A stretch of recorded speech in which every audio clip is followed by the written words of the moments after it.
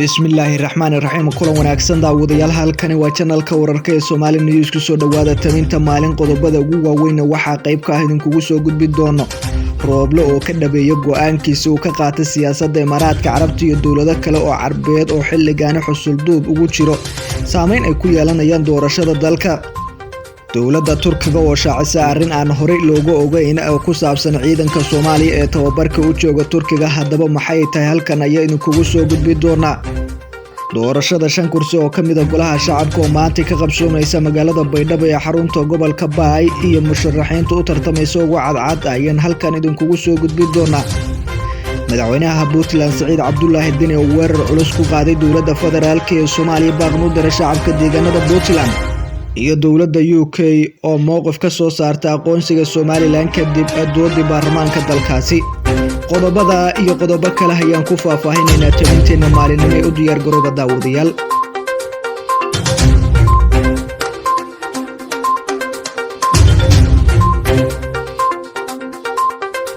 markale kulan wacan oo wanaagsan waa 19 January bisha koobaad sanadka 2022 maalinimo Arbaca ku soo dhawaada qodobada maqasheen iyo kuwa kale oo ayna faahfaahintooda guda galno haddii aynu ku bilowno ra'iisul wasaaraha xukuumadda xilgaarsiinta Rooble ayaa ka dhabeeyay go'aanka uu ka qaatay siyaasadda Imaaraadka ee xilligani oo xiisad xooggan oo horey ay uga dhaxaysay dawladda federaalka ee Soomaaliya ra'iisul wasaaraha xukuumadda xilgaarsiinta Maxamed Xuseen Rooble ayaa u muuqday inuu ka dhabaynayo siyaasadda cusub uu shaaciyo inuu ku wajahayo arrimaha dibadda gaar ahaan dalka isku taga Imaaraadka Carabta ra'iisul wasaare Rooble ayaa dhawaan shirki golaha wasiirada ka shaaciyeen marnamo aysan suurtagal ahayn inay Soomaaliya colaadiso dalal ay kala dhaxayso dana badan isla markaana aysan gaar ula macaamilayn dal gaara kuwa kalena aysan fogeynayn isagoo sheegay in xukuumaddiisu ay ku dhaqmayso siyaasad arrimo dibadeed oo ku saleysan oo ay ku jirto maslaxadda ummadda Soomaaliyeed arrintan ayaa timi kadib amarkii ra'iisul wasaaraha dib ugu soo celiyay xiriirkii Soomaaliya iyo dawladda Imaaraadka Carabta oo ka raali galiyay dhacdadii bishii Abriil 2018 dawladda ay kala wareegtay lacag laga soo dejiyay garoonka Aadan Cadde isagoona ballan qaaday inay dib ugu wareeji doonto isbeddelka siyaasadeed ee arrimaha dibadda uu qaatay Rooble ayaa si rasmi ah u dhaqan galay iyadoona shalay xukuumadda ay cambaaraysay weerar ee Xuutiyiinta ku qaadeen magaalada Abu Dhabi ee dalkaasi wasiirka wasaaradda arrimaha dibadda ee xukuumadda Soomaaliya Mudane Cabdi Saciid Muuse Cali oo qoraal soo dhigay bartiisa Twitterka waxa uu ku sheegay in dawladda federaalka ee Soomaaliya ay si kulul u cambaaraynayso weeraradaas ay fuliyeen kooxaha Xuutiyiinta oo adeegsada diyaarado drone ah ee walxaha qarxa xambaara xukuumadda ayaa ka hor warkii shalay ka soo baxay ee inta badan ba ka gaabsan jirta arrimaha Imaaraadka iyadoona ay ugu wacantay in farmaajo xiriirka Imaaraadka uu ka doorbiday tan Qatar oo ah dal inta badan ba aan waxba kala dhaxayn ee Soomaaliya sidoo kale wasiirka arrimaha dibadda ee Soomaaliya Cabdi Saciid Muuse Cali ayaa shalay nuqul kamid ah warqadaha aqoonsiga danjirnimo ka guddoomay safiirka cusub ee boqortooyada Sacuudiga oo soo magacaawday Soomaaliya Axmed bin Maxamed Imaaraadka Sacuudiga waa laba dal oo madaxweynaha madaxweynaadkiisa dhamaaday Maxamed Cabdullaahi Farmaajo tan iyo intuu xilku ku fadhiyay oo colaadiyay Qatar darteed talaabadan waxay ka dhigantay in uu fuliyo go'aanka Rooble uu qaatay xiriirka dibadda ee Soomaaliya markii hore madaxweynaha madaxweynaadkiisu dhamaaday oo qaar ku fogeeyay kuwa kalena uu ku soo dhaweeyay dalalka ra'iisul wasaare Rooble ayaa sheegay in siyaasad ku dhisan dhexdhexaadnimo isla markaana dalka madax banaanida aan waxba u dhibi doonin inay kula shaqeysan doonaan dalalka caalamka ee dhinacyada Soomaaliya taageero ay qayb ka yihiin waa sidoo sheegay soo dhaweynta dalalka Imaaraadka iyo sidoo kale Sacuudiga waxay imaanaysaa xilli xukuumadda Rooble iyo madaxweyne Farmaajo oo ka dhaxeeyaan xiisad xooggan oo khilaaf oo sababtay dawladda Turkiga ayaa shaacisay arrin aysan horey u ogeyn Soomaaliya ee ku saabsan ciidanka dawladda federaalka ee Soomaaliya ee ku tababartay gudaha dalkaasi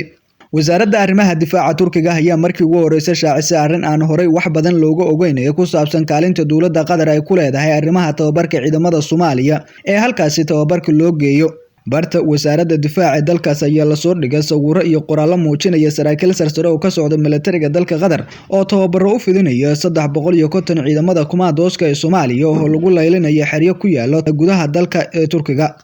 sawirrada ayaa lagu dul qoray jumlada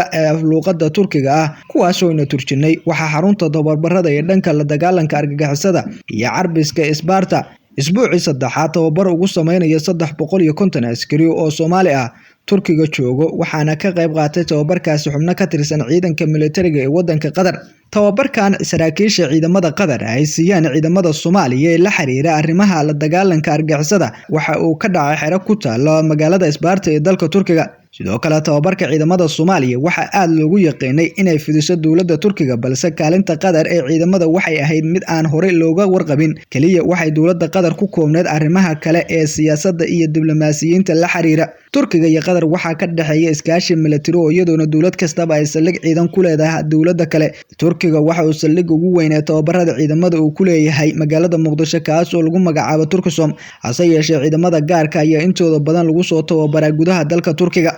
lama oga in saraakiisha Qatar tababaro iyo talo bixin ay ciidamada ay ka fuliyaan gudaha Soomaaliya xilli kooxaha mucaaradka ee Soomaaliya ay aad farta ugu godayaan dowladda Qatar kuna eedeeyeen inay garab siiso dowladda hadda jirta ee madaxweyne Maxamed Cabdullaahi Farmaajo muddaxileedkiisa dhamaado hogaamiyo wasiirka arrimaha dibadda ee Turkiga Hulusi Askar ayaa bishii November magaalada Ankara kula kulmay taliyaha guud ee ciidamada Soomaaliya General Odawa dowladda Turkiga waxay Soomaaliya ka gacan siisaa dhinacyo badan oo qayb ay ka tahay ee tababarada ciidamada iyo sidoo kale saanadooda sidii ay uga caawin lahaayeen sidii ay mar dhow ula wareegi lahaayeen ammaanka guud ee dalka maadaama AMISOM ee dhowaan ciidamada nabad ilaalinta ee Soomaaliya u jooga ay ka bixi doonaan dalka magaalada Baydhabo ee xarunta gobolka Bay ayaa maanta lagu dooran doonaa 5 kursi oo baarlamaanka dowladda federaalka ee Soomaaliya waxaana ku tartami doonta musharaxiin dhowra waxaa magaalada Baydhabo ka dhacaysa maanta doorashada 5 kursi oo kamid ah golaha shacabka ee baarlamaanka 11-aad ee dalka iyadoo ay tahay doorashadii ugu horeysay kadib markii lagu heshiiyay in la saxay hanaanka doorashada dalka ee shirkii golaha wadatashiga qaranka ee 9 bishan lagu soo gabagabeeyay magaalada Muqdisho 5 kursi oo maanta lagu dooranayo magaalada Baydhabo ee xarunta gobolka Bay waxa kamid ah 11 kursi oo guddiga doorashooyinka Koonfur Galbeed ay shaaciyeen 1 bishan ee Janaayo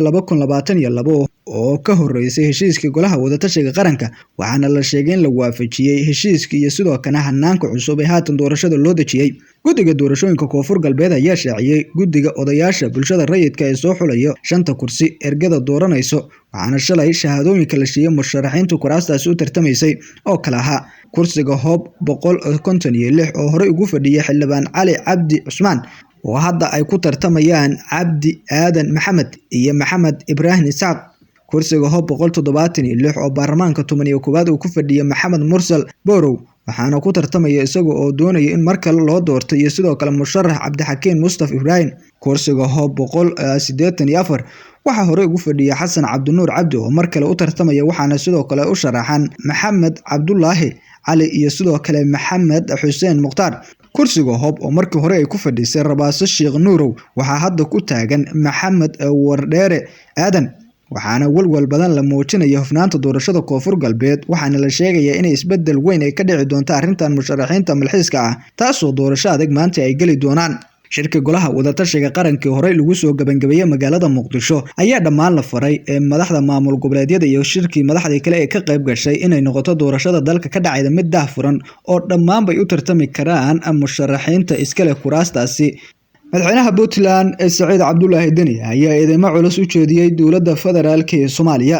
madaxweynaha Puntland Saciid Cabdullaahi Deni ayaa sheegay inay ka go'an tahay in shacabka Puntland ay helaan dowlad casri ah halka ay dhinaca kalena weerar ku qaaday dowladda federaalka ee Soomaaliya Saciid Deni ayaa ugu horeyntii waxa uu shacabkiisu ku amaanay ilbaxnimada iyo dimuqraadiyadda ay muujiyeen intii la socotay doorashadii golaha deegaanka ee 3 degmo ka dhacday Puntland Saciid Deni ayaa sheegay in dadka Soomaaliyeed baahi weyn u qabaan inay tahay dhanka amniga haddii aan la haysan amni gacan aamina ku jira waxaan garan karnaa waxa dhalan kara ayuu yiri Deni madaxweynaha Puntland Deni ayaa sidoo kale sheegay in badanaaba cabsi laga muujiyo sida qabsoomida doorashada Soomaaliya isagoona caqabada koowaad ku tiriyay amniga xumada dalka ka jirta inta badan waxa cabsi laga muujiyaa suurtagalnimada doorashada ka dhacaysa Soomaaliya waxaana ugu weyn in dadka aysan doorasho rabin mana ahan in farsamo ahaan aan doorasho la qaban karin laakiin waxa ka weyn ee waxa yiray waa amniga